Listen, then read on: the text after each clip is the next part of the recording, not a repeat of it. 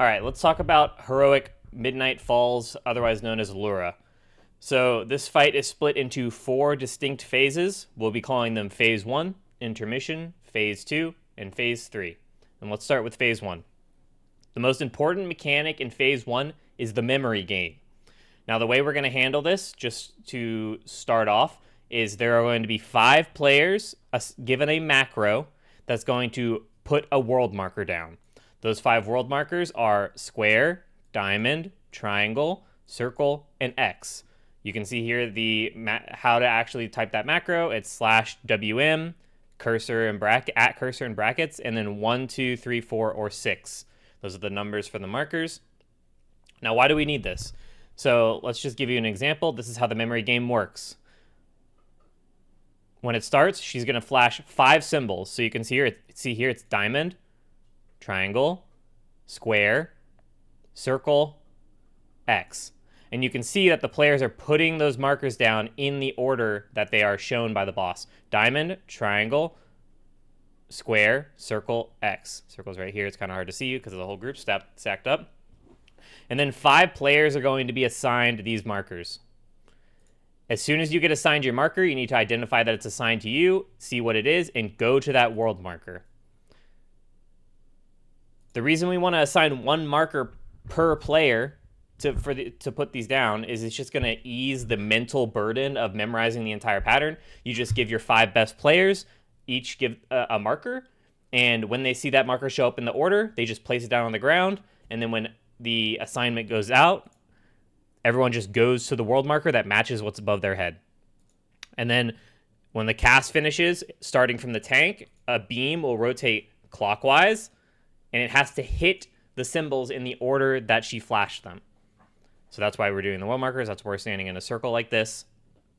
If she hits markers in the wrong order, it's just an instant wipe. So this is the most important mechanic of the first phase. There's a couple more mechanics that we have to be aware of. The first is glaives. She's going to do a cast called Heaven's Glaives, and it spawns 5 glaives around her hitbox, or 6.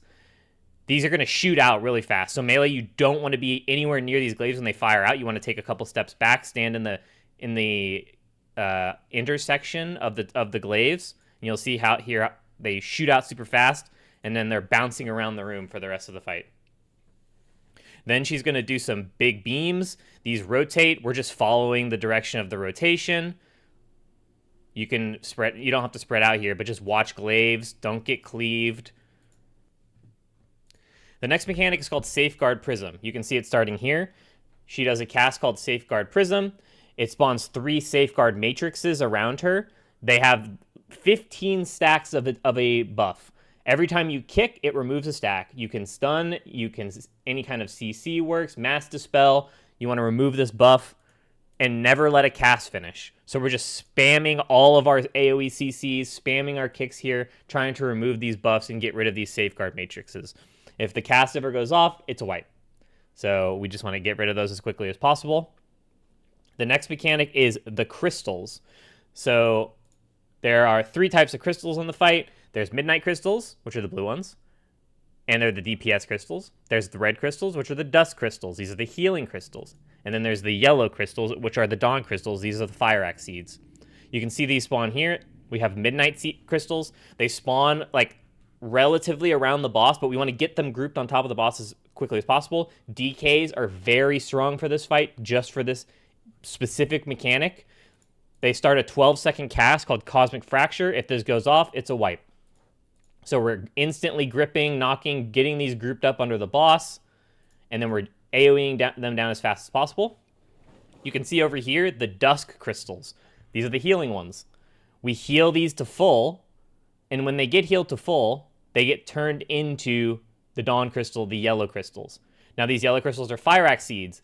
If they're on the ground for too long, they pulse raid damage, which is extremely deadly. So players have to go run on top of them to pick them up. There's 5 total fire axe seed crystals in the fight. So you need to assign probably your 5 best players, ideally ranged. You want these on ranged players to pick these crystals up. The first set there's 2, and then the next set there's 3. That's basically the entirety of P1. Next, we're going to be talking about the intermission.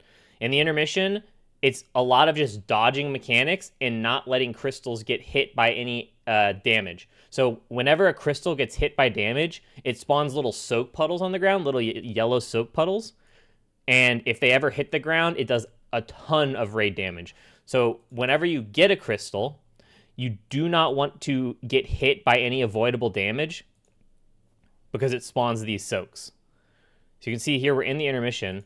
There's a lot of just random damage events like blaze line things that go out. There's beams from the boss. There's the blaze lines. We want to be super spread here. You can see here in Liquid, they're literally spread halfway around the room with a 30-man.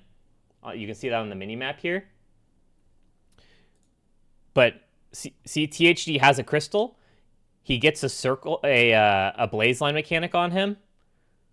Ideally, he would drop the crystal and then move to the side. He didn't have a chance, though.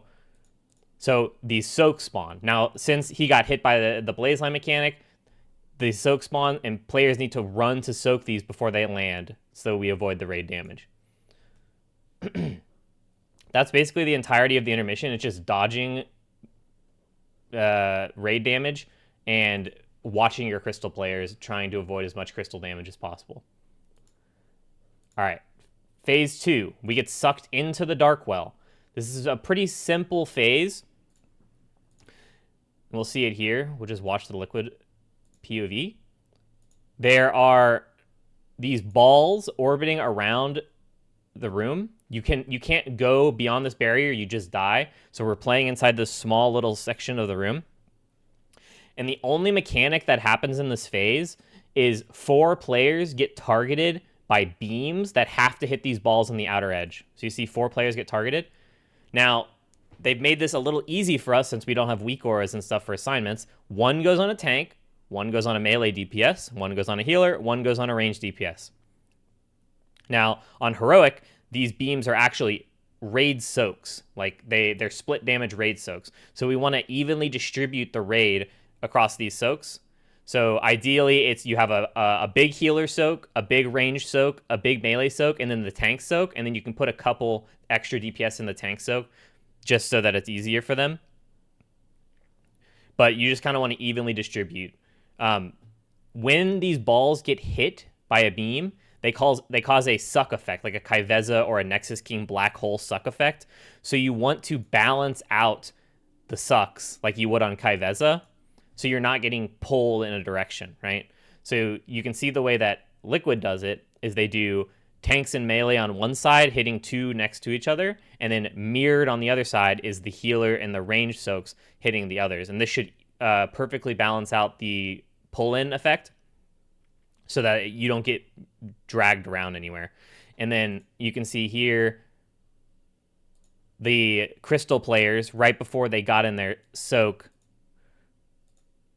dropped their crystals on the side, went into the soak, and then immediately came back out and picked up their crystals again, just so that there's not crystal soaks all over the place that we don't have enough players to deal with.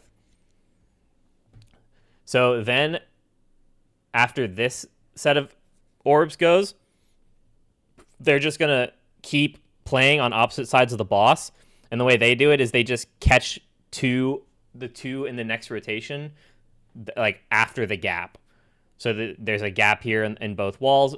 The ranged and healers are going to be catching these 2 balls. They're going to let them rotate into them. And the melee and the tanks are going to be catching these 2 balls, letting them rotate into them, just to minimize movement here. You can see they're just kind of chilling, and the balls are rotating into where the soaks are going to end up being. And it's very liberal, these lines. Like, they don't have to directly, like, hit the middle of the orb, but it's pretty liberal. But yeah. After that, we go into phase 3. Phase 3 starts with basically, again, a Fire Axe Seed mechanic. In phase 3, every single crystal has an aura around it. Players always need to be standing in one of these auras to protect them both from a raid damage event that is constantly pulsing and also a 20% movement speed slow. So you really always want to be playing inside one of these auras. The boss immediately starts with a cast called the Dark Archangel. This is an instant raid wipe cast. The way to mitigate this is all of the crystal players, their extra action button, which usually drops the crystal, changes into this icon, which is a barrier. So one player, we just assign a player, they're going to press their extra action button here, and it's going to turn into a barrier that's going to protect us from this instant death mechanic. You see it goes off here, shoots the crystal gets destroyed, so we're down to 4 crystals now.